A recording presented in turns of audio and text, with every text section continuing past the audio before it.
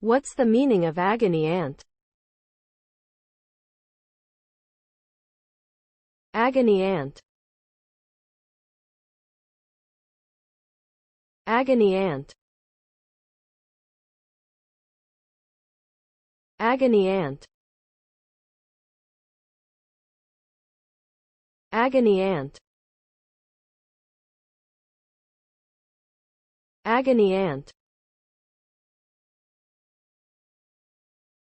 An agony aunt is a term used to describe a person, usually a woman, who gives advice to people, typically in a newspaper or magazine column, regarding personal problems and emotional distress.